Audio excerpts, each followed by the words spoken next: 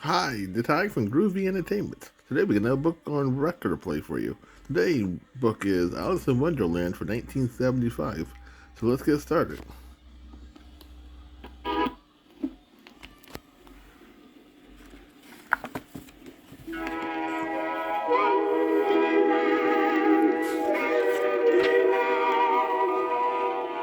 Welcome to Wonderland, a magic place where books can talk and all sorts of strange things can happen. My name is Mary Ann, and we are going to read Alice in Wonderland, a story by Lewis Carroll. You'll know it's time to turn the page when you hear this sound. Now, if you're quite comfortable, we'll begin the story. Did you turn the page? Good. Alice in Wonderland. One summer afternoon, Alice was sitting under a tree, sleepily listening to her sister reading to her.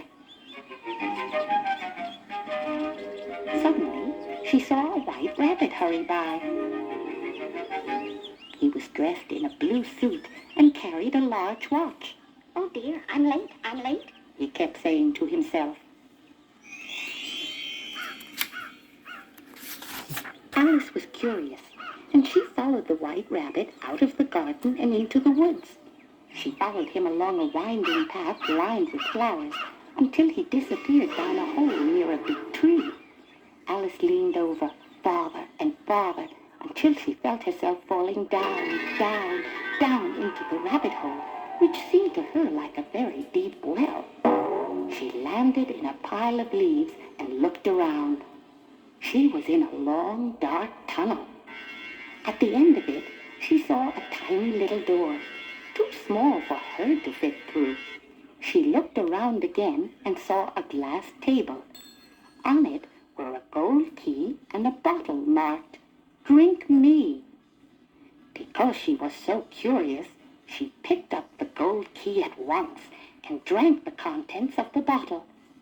Alice found herself getting smaller and smaller. She hurried to the door and opened it with the gold key. She walked through and was in a beautiful garden. There were tremendous flowers which seemed like trees to Alice. They were the most gorgeous she had ever seen. At the end of the garden was a little house which Alice thought must belong to the white rabbit. Still curious, Alice opened the door and went in. The rabbit thought she had very bad manners to walk in without knocking, but Alice paid no attention to him. Instead, she saw cakes on a table and decided to eat one. She had hardly taken a bite when she found herself growing so big that her head hit the ceiling.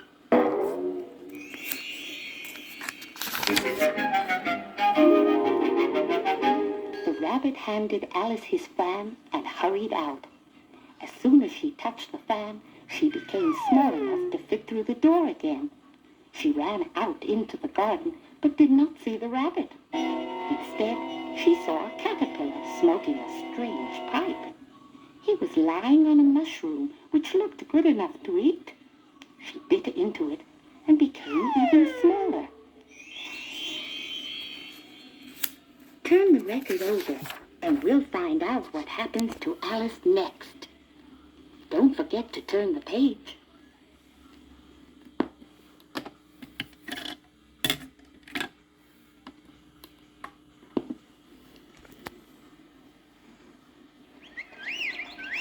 Now, Alice pushed her way through the giant flowers. All of a sudden, she looked up and saw a Cheshire cat sitting on a branch, grinning at her.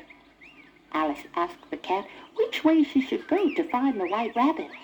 The cat showed her a sign which said, "To the Mad Hatter and March Hare." So Alice hurried off in the direction the sign was pointing.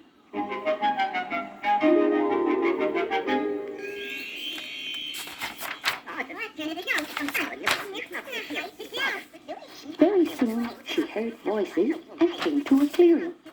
There Alice saw a table set for tea, with the Mad Hatter and the March Hare sitting together with an empty chair between them.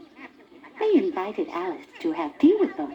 She joined them for a while, but soon left because the conversation didn't make any sense at all.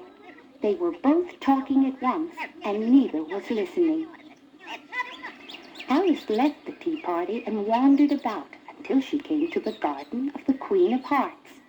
The Queen's attendants were dressed as playing cards. Alice soon found herself playing croquet with a flamingo for a mallet and a playing card as a wicket.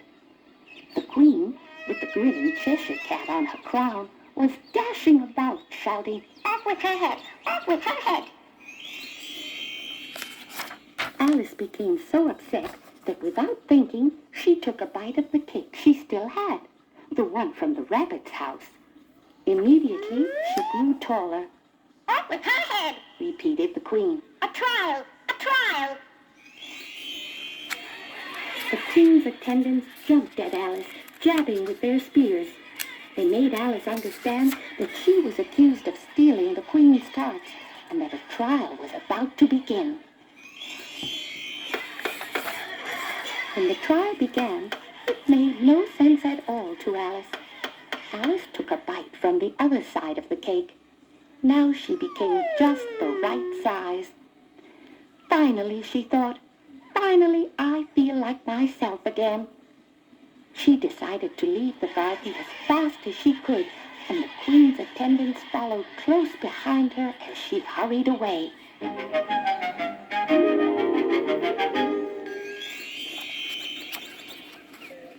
The next thing Alice knew, she was rubbing her eyes.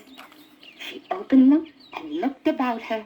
She was back in her own garden under a shady tree, and her sister was still reading to her. The story was over, so together they walked back toward their house while Alice told her sister all about her adventures in Wonderland.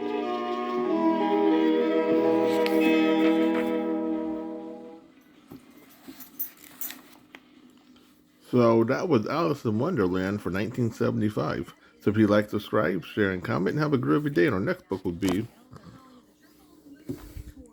Superman 80 Land Creatures.